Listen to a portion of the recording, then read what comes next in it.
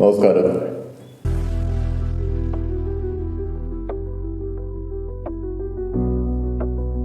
മറ്റൊരു സൈക്കിൾ യാത്രയുടെ ആരംഭമാണ്. പോകുന്നതിന് മുമ്പ് വാഹനത്തെ ഒന്ന് പരിചയപ്പെടാം എന്ന് പറയുമ്പോൾ നിങ്ങൾ ചോദിക്കും, ഇതിപ്പോൾ കഴിഞ്ഞ തവണ പരിചയപ്പെട്ടത് തന്നെയല്ലേ എന്ന്. പക്ഷെ അങ്ങനെയല്ല. ഇന്ന് വരുന്നത് മോണ്ട്ര MTB എന്ന സൈക്കിളാണ്. MTB അഥവാ മൗണ്ടൈൻ ടെറൈൻ ബൈക്ക് ആദ്യമായി ഇന്ത്യയിൽ അവതരിപ്പിക്കുന്നത് ഹെർക്കുലീസാണ്. TI ഗ്രൂപ്പിൻ്റെ കീഴിലുള്ള ഹെർക്കുലീസ്. TI ഗ്രൂപ്പ് മാതൃരാജ്യമായ ബ്രിട്ടനിൽ എന്നേക്കുമായി അവസാനിച്ചെങ്കിലും ഇന്ത്യയിൽ നിന്നും ശക്തമായ ഒരു സാന്നിധ്യമായി തുടരുന്നു സൈക്കിൾ മേഖലയിൽ. അതിൻ്റെ പ്രധാനപ്പെട്ട കാരണം അതിൻ്റെ ഇന്ത്യയിലെ ഉടമസ്ഥരാണ്. ആദ്യം പാർട്ണറായി പിന്നെ അതിൻ്റെ ഉടമസ്ഥരുമായ മുരുകപ്പ ഗ്രൂപ്പ്. മുരുകപ്പ ഗ്രൂപ്പ് എന്ന് പറയുമ്പോൾ ഇന്ത്യയിലെ വൻകിട വ്യവസായ ഭീമന്മാരിൽ ഒരാളാണ്. അവരുടെ പ്രധാനപ്പെട്ട ചില സംരംഭങ്ങൾ എന്ന് പറഞ്ഞാൽ Carborundum Universal, Cholamandalam investment, insurance, finance, Coromandel constructions, cement, Crompton Greaves electricals, Shanti gears, അങ്ങനെ ഒരുപാട് വ്യവസായ സംരംഭങ്ങളുടെ ഉടമസ്ഥരാണ് മുരുകപ്പ ഗ്രൂപ്പ്. ആ കൂട്ടത്തിൽപ്പെട്ട ഒരു സംരംഭമാണ് ഇന്ന് TI ഗ്രൂപ്പ്. TI ഗ്രൂപ്പ് ഇന്ത്യക്ക് വേണ്ടി ഡിസൈൻ ചെയ്ത ഒരു MTB ആണ് മോണ്ട്ര. ആരംഭം MTB ആയിട്ടായിരുന്നെങ്കിലും പിന്നീട് മോണ്ട്ര എന്നുള്ള പേരിൽ മുരുകപ്പ ഗ്രൂപ്പ് ഒരുപാട് വാഹനങ്ങൾ പുറത്തിറക്കുകയുണ്ടായി. Montra electric bicycle, Montra electric autorickshaw, Montra electric mini truck, Montra electric truck, അങ്ങനെ ഇന്ന് ഇന്ത്യൻ വാഹന വിപണിയിലെ വിവിധ മേഖലകളിൽ സുപരിചിതമായ ഒരു നാമമാണ് മോണ്ട്ര എന്ന് പറയുന്നത്.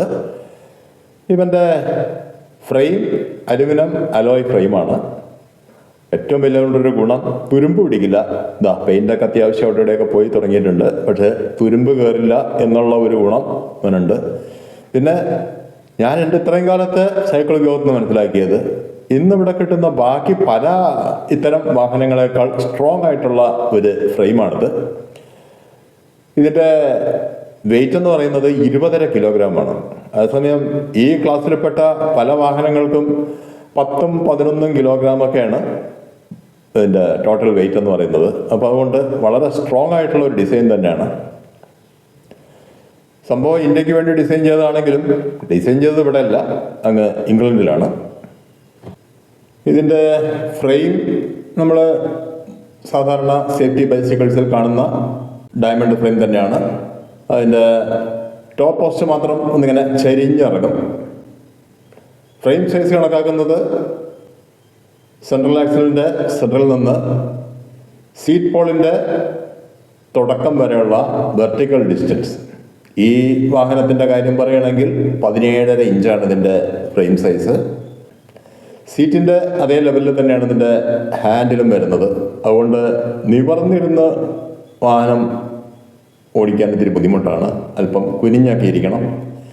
എനിക്കതത്ര വലിയ രസകരമായിട്ട് തോന്നാറില്ല. പിന്നെ എന്തിനാണിത് കൊണ്ടുപോകുന്നതെന്ന് ചോദിച്ചാൽ, നമ്മൾ മനുഷ്യരെ പോലെ തന്നെയാണ് ഈ വാഹനങ്ങളും. ദേഹം ഇളകാതെയൊക്കെ കുറേ കാലം ഇരുന്നാൽ പല അസുഖങ്ങളും പിടിപെടും. ഉദാഹരണത്തിന് ഒരു കാറ് കുറേ കാലം സ്റ്റാർട്ട് ചെയ്യാതിട്ടിരുന്നാൽ പിന്നെ സ്റ്റാർട്ട് ചെയ്യണമെങ്കിൽ പണി കുറയുണ്ട്. ഇവൻ്റെ കാര്യം പറയുകയാണെങ്കിൽ കണ്ടല്ലോ, ഈ ഒരു പ്രത്യേകത, ഈ ഒരു കുഞ്ഞു മഡ്ഗാർഡ് കാരണം മഴക്കാലത്തൊന്നും പുറത്തിറക്കാറേയില്ല. പുറത്തിറക്കിയാൽ ദേഹം മുഴുവൻ ചെളി കൊണ്ട് അഭിഷേകം. മഴയില്ലാത്ത സമയത്ത് മാത്രമേ ഇവനെ കഴിയുന്നതും പുറത്തിറക്കാറുള്ളൂ. പിന്നെ ഹാൻഡിൽ ബാറിൽ അറ്റാച്ച് ചെയ്ത ബ്രേക്ക് ലിവേഴ്സും ആ ബ്രേക്ക് ലിവറിൽ നിന്ന് ബ്രേക്കിൻ്റെ കേബിളും കാണാം. കൂടാതെ ഓരോ ഭാഗത്തു നിന്നും എക്സ്ട്രാ ഓരോ കേബിൾ കാണാം. അത് ഗിയറിൻ്റെ കേബിൾസാണ്. ഫ്രണ്ട് പെഡലിനോട് അറ്റാച്ച് ചെയ്ത് 3 ഗിയറും ബാക്ക് ഫ്രീ വീലിനോട് അറ്റാച്ച് ചെയ്ത് 7 ഗിയറും ഉള്ള ഒരു സിസ്റ്റമാണ് ഇതിന്. അങ്ങനെ ടോട്ടൽ 21 ഗിയറുകൾ. ഇതിൻ്റെ ഒരു ഗുണം എന്താണെന്ന് വെച്ചാൽ, എത്ര വലിയ കയറ്റവും നമുക്ക് കയറി പോകുന്നതിന് ബുദ്ധിമുട്ടില്ല. ഗിയർ മാറ്റി സുഖമായി ചവിട്ടി കയറി പോവാം. അതേസമയം നമ്മുടെ റാലി ക്ലാസിക് മാനൊക്കെ ആണെങ്കിൽ വളരെയധികം കുത്തനെയുള്ള കയറ്റങ്ങളൊക്കെ വരുമ്പോൾ ചിലപ്പോൾ ഇറങ്ങി അത് ഉരുട്ടിക്കൊണ്ട് നടക്കേണ്ടി വരും. പിന്നെ ഫ്രണ്ട് ഫോർക്കിൽ ഒരു ഷോക്ക് അബ്സോർബർ കാണാം, ഒരു ടെലസ്കോപ്പിക് ഷോക്ക് അബ്സോർബർ. അതുകൊണ്ട് ഹാൻഡിൽ ബാറിൽ റോഡിൻ്റെ വൈബ്രേഷൻസ് ഒന്നും, പ്രത്യേകിച്ച് നമ്മുടെ നമ്പർ 1 റോഡുകളിൽ വളരെ അത്യാവശ്യമാണ്. ഹാൻഡിൽ ബാറിൽ റോഡിൻ്റെ വൈബ്രേഷൻസ് ഒന്നും അങ്ങനെ ഫീൽ ചെയ്യാറില്ല. മഡ്ഗാർഡ് ഞാൻ നേരത്തെ പറഞ്ഞല്ലോ, വളരെ ചെറിയ മഡ്ഗാർഡാണ്. ബാക്കിൽ ഒരു ലോഡ് കാരിയർ ഫിറ്റ് ചെയ്തിട്ടുണ്ട്. അത് നമ്മൾ റാലിയിൽ കണ്ട പോലെ അല്ല, അധികം ലോഡൊന്നും കയറ്റാൻ പറ്റില്ല. ഒരു സാഡിൽ പോസ്റ്റിൽ മാത്രം സപ്പോർട്ട് വരുന്ന രീതിയിലുള്ളൊരു സംവിധാനമാണ്. പിന്നെ അതിവിടെ ഇങ്ങനെ വച്ചിരിക്കുന്നത് എന്തിനാന്ന് ചോദിച്ചാൽ, ബാക്കിൽ മഡ്ഗാർഡിനേക്കാൾ നീളം ഇതിനുള്ളതുകൊണ്ട് മഡ്ഗാർഡിനേക്കാൾ നന്നായിട്ട് അത് ചെളി തടയും. ബാക്കി പെഡല്, ചെയിന് ഇതൊക്കെ നമ്മൾ മുന്നേ കണ്ട പോലെ തന്നെ.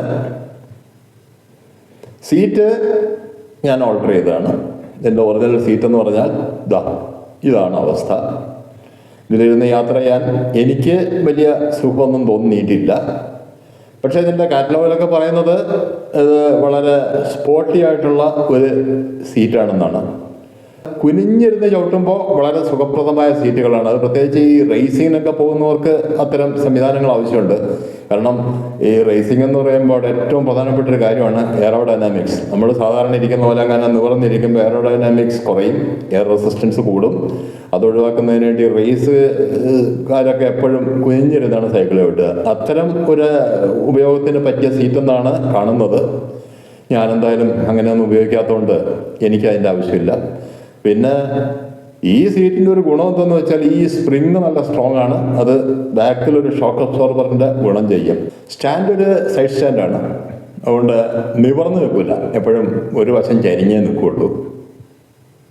അതിൽ ടയർ 27.5 x 2.1, അതായത് റിമ്മിൻ്റെ ഡയമീറ്റർ 27.5 ഇഞ്ചും ടയറിൻ്റെ ഹൈറ്റും വിഡ്ത്തും 2.1 ഇഞ്ചും. അലുമിനിയം അലോയ് റിമ്മാണ്, അതിൽ തുരുമ്പ് കയറില്ല. പിന്നെ ആകെ ഇതിൽ തുരുമ്പ് കയറാവുന്ന ഒരു ഭാഗം എന്ന് പറയുന്നത് ഈ സ്പോക്സ് ആണ്. അത് സ്റ്റീലാണ്, അതിൽ തുരുമ്പ് കയറും. പിന്നെ ചെയിനും ഗിയറും എല്ലാം സ്റ്റീലാണെങ്കിലും അവ എപ്പോഴും ഗ്രീസിൽ കുളിച്ച് നിൽക്കുന്നതിനാൽ അതിലും തുരുമ്പ് പിടിക്കുന്നില്ല. എൻ്റെ മകൻ്റെ ഒരു സുഹൃത്തിൻ്റെ വാഹനമായിരുന്നത്. ഇവർ രണ്ടുപേരും ഒരു കാലത്ത് സൈക്കിൾ റേസിംഗ് ഒക്കെ പോയിരുന്ന ആൾക്കാരാണ്. അതിന് പ്രാക്ടീസിന് വേണ്ടി മകൻ്റെ സുഹൃത്തിൻ്റെ കയ്യിലുണ്ടായിരുന്ന വാഹനമായിരുന്നു ഇത്. ഇതിൻ്റെ ഫ്രെയിം സൈസ് ഞാൻ നേരത്തെ പറഞ്ഞല്ലോ, 17.5 ഇഞ്ച്. അപ്പം അത്തരം ഒരു ഫ്രെയിം ഹൈറ്റിന് maximum recommend height of the user എന്ന് പറയുന്നത് 6 അടിയാണ്. ഇതിൻ്റെ പഴയ ഉടമ, അതായത് എൻ്റെ മകൻ്റെ സുഹൃത്ത് അജേഷ്, അവൻ പിന്നീട് യൂണിവേഴ്സിറ്റി ചാമ്പ്യനൊക്കെ ആയി, കാലിക്കറ്റ് യൂണിവേഴ്സിറ്റി ചാമ്പ്യനൊക്കെ ആയി സൈക്ലിങ്ങിന്. അവനൊരു 16 വയസ്സ് കഴിയുമ്പോഴേക്കും 6 അടിക്ക് മുകളിലേക്ക് അങ്ങ് വളർന്നു പോങ്ങി. അതോടെ അവന് ഈ സൈക്കിൾ കൊണ്ട് പ്രാക്ടീസ് ചെയ്യാൻ പറ്റാത്തൊരവസ്ഥയായി. പ്രാക്ടീസിന് അവൻ വേറെ സൈക്കിൾ വാങ്ങി.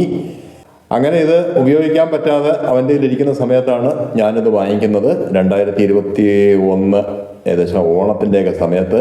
2021 വർഷാവസാനം തന്നെ ഇതും കൊണ്ട് ഞാൻ മുതലമട റെയിൽവേ സ്റ്റേഷനിൽ അന്നൊരു യാത്രയൊക്കെ നടത്തിയിരുന്നു.